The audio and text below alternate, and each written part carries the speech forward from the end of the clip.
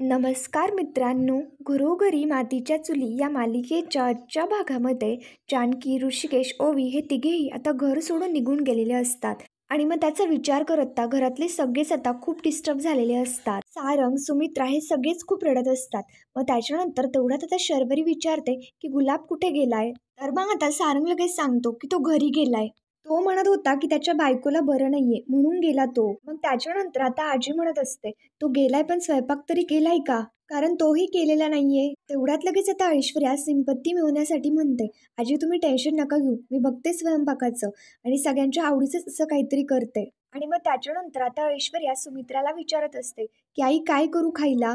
याच्यावरती आता सुमित्रा म्हणत असते, अगं काहीही कर, मला तर भूकच नाहीये. शर्वरी आता लगेच सुमित्राला समजावून सांगू लागते की आई अगं अशी कशी भूक नाहीये तुला, त्यांच्या दोघांमुळे तू स्वतःला त्रास नाही करून घ्यायचा.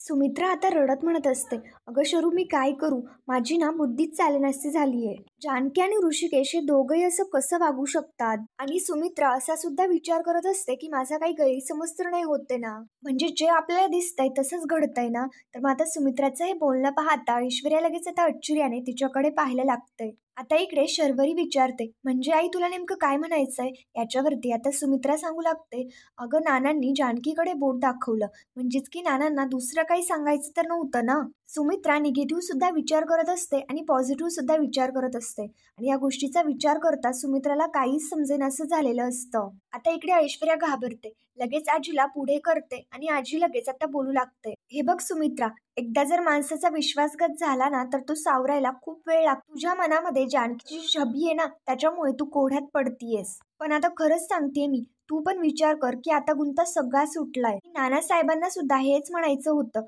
की मला जानकीने जिन्यावरनं ढकलवून दिलं, त्याच्यामुळे जानकीचा भोळा चेहरा ना तू मनातनं काढून टाक. तू भोळी आहेस, सरळ आहेस आणि प्रामाणिक आहे. पण मात्र जी तुझ्या नवऱ्याच्या वाईटावरती उठलेली ना, पण तिला मात्र तू कधीच क्षमा करू नकोस.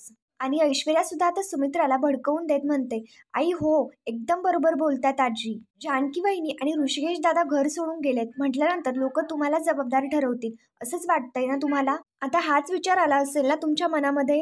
आई हा विचार नका करू. आई तुम्ही स्वतःला गिल्टी फील नका करून घेऊ.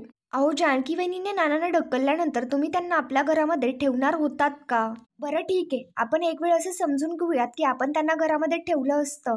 पण मात्र कधी, जेव्हा जानकी वहिनीने त्यांचा गुन्हा कबूल केला असता. पण मात्र त्यांनी तसं काहीच नाही केलं. आणि ऋषिकेश दादा, त्यांची बायको चुकली आहे, तिला काहीही न बोलता, तिच्याशी काहीही न भांडता ते तुमच्याशी भांडत होते, आपल्या आईशी वाद घालत होते. आणि आई तुम्हीच मला सांगा की ही गोष्ट योग्य आहे का?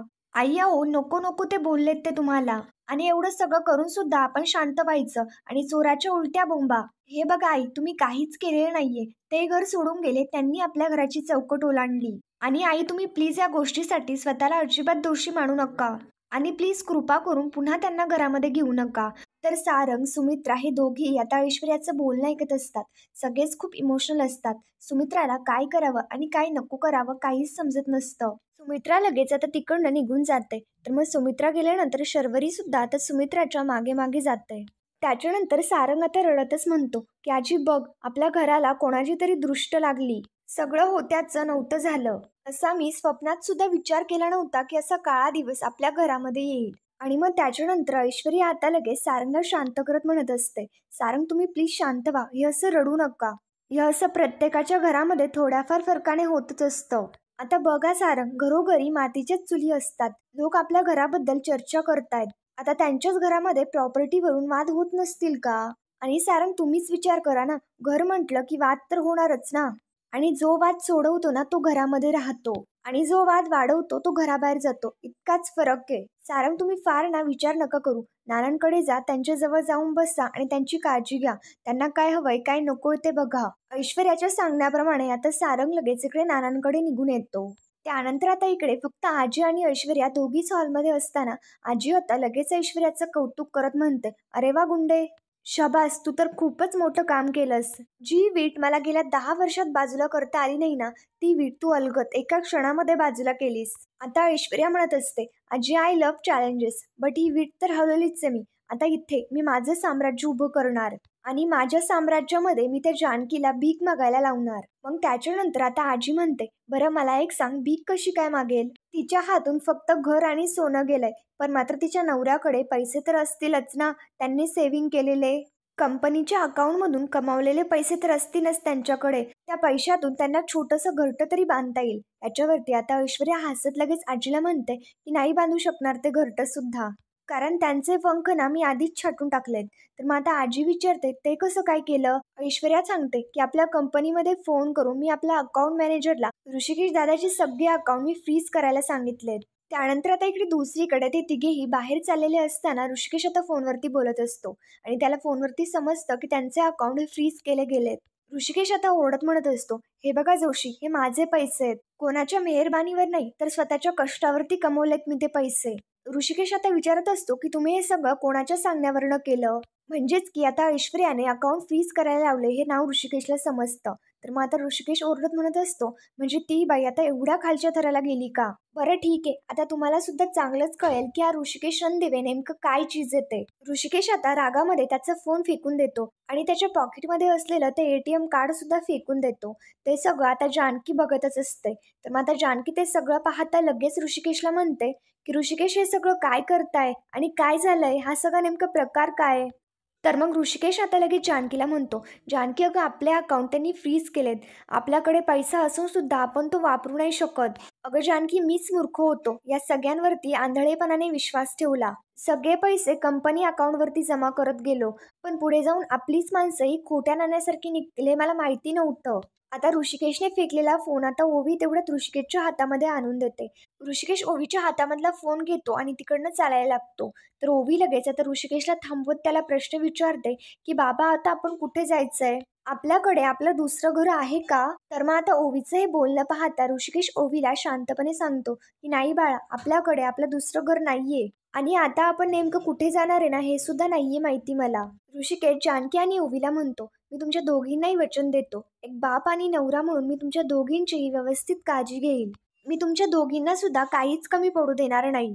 ओवी बाळा, आता आपल्याकडे काहीच नाहीये, पण मात्र मी शून्यातून आपलं नवं जग निर्माण करेल. आता आपण आपलं नवीन घर लवकरच तयार करूयात. आणि ते तिघेही एकमेकांच्या जवळ येतात. तेवढ्यात आता तिथे गुलाबदादा येतो आणि त्यांच्या तिघांनाही पाहतो. आता ते सगळं पाहता गुलाबदादाला खूपच त्रास होत असतो. मग त्याच्यानंतर ओवी आता विचारते, पण बाबा आता आपण कुठे जायचं? तर आता तेवढ्यात लगेच गुलाबदादा बोलतात, की तुम्ही माझ्या घरी चला. जानकी ऋषिकेश दोघे आता गुलाबदादाकडे पाहत असतात. गुलाबदादा आता म्हणू लागतात, दादा आणि वहिनी, तुम्ही दोघेही माझ्या घरी चला.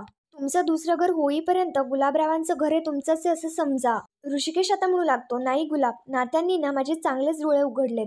तू हे जे बोलला ना हा तुझा मोठेपणा आहे, पण मात्र आता कोणावरती भार नाही व्हायचंय मला. गुलाबदादा आता रडतच ऋषिकेशला म्हणत असतो, दादा कसला भार आणि असं परक्यासारखं काय बोलताय माझ्याशी? अहो दादासाहेब, ते घर सुद्धा तुमचंच आहे, कारण तुमच्यामुळेच तर आहे ना ते तिथं. दादासाहेब, हे सुद्धा आठवतंय ना की माझं लगीन सुद्धा तुम्हीच लावून दिलं होतं. दादासाहेब, तुम्ही माझं ऐका. तुम्हाला दुसरीकडं घर मिळेस तोपर्यंत तुम्ही माझ्या घरी राहा. ऋषिकेश जानकीला सुद्धा रिक्वेस्ट करत म्हणत असतो, की वहिनी साहेब, तुम्ही नाही नका म्हणू. तुमचे माझ्यावरती लय उपकार आहे आणि ते उपकार कधीच फिटणार नाही. पण मात्र देवाने एक मोका दिलाय तुमची सेवा करायची. तेवढी सेवा तरी या गुलाबरावला करू द्या. गुलाबने आता एवढी रिक्वेस्ट केल्यानंतर ऋषिकेश आणि जानकी दोघे आता त्यांच्या घरी जाण्यासाठी तयार होतात आणि ते चौघेही आता तिकडनं निघून जातात. तर आता त्याच्यानंतर गुलाब आता त्यांच्या चाळीमध्ये ऋषिकेश आणि जानकी यांच्या दोघांनाही घेऊन येतो. त्या चाळीमध्ये आता एक एक नमुने राहत असतात. ते चाळीमध्ये येताच त्यांच्या चाळीमध्ये दोन बायकाच्या भांडणं सुरू होतात आणि ते दोघेही आता ते भांडणं ऐकत असतात. तर ती गुलाबचीच बायको असते. त्याच्यानंतर ती बाई निघून जाते. तर मग आता गुलाबची बायको लगेच त्याला म्हणते, काय गं, काय चाललंय तुझं? आपल्या दारात येणाऱ्या माणसाचं स्वागत अशा प्रकारे करतात का? तर मग गुलाबची बायको सगुणा लगेच त्यांच्या दोघांच्याही पाया पडते. सगुणा आता म्हणत असते, तुम्ही माझ्या घरी आलात ना, लई बरं वाटलं. आणि आता सगुणा सुद्धा त्यांना घरामध्ये घेऊन जात असते. त्याच्यानंतर आता इकडे दुसरीकडे ऐश्वर्याकडनं सयाजीरावांना ही बातमी समजल्यानंतर, ऋषिकेश दादा घर सोडून गेले ते समजल्यानंतर सयाजीराव आता खूपच खुश होतात.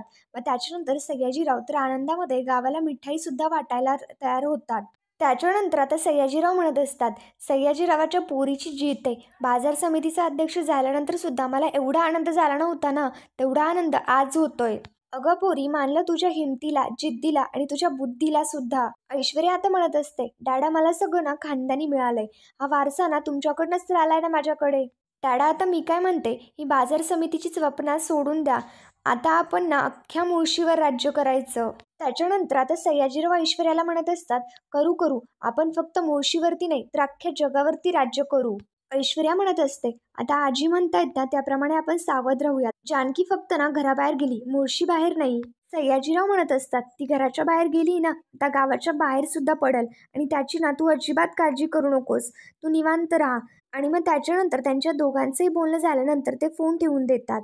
इकडे जानकी, ऋषिकेश हे गुलाबदादाच्या घरी आलेले असतात. त्याच्यानंतर ते घरामध्ये येऊन बसतात आणि मग सगुणा लगेच विचारते, की तुम्ही कसं काय येणं केलं इथे? याच्यावरती गुलाबदादा आता लगेच सगुणाला म्हणतात, अगं सगुणे, किती चौकशा तुला आणि किती बडबड करतेस? आता हे सामान ना आतमध्ये नेऊन ठेव. याच्यावरती आता सगुणा लगेच विचारते, की हे सामान कोणाचं आहे?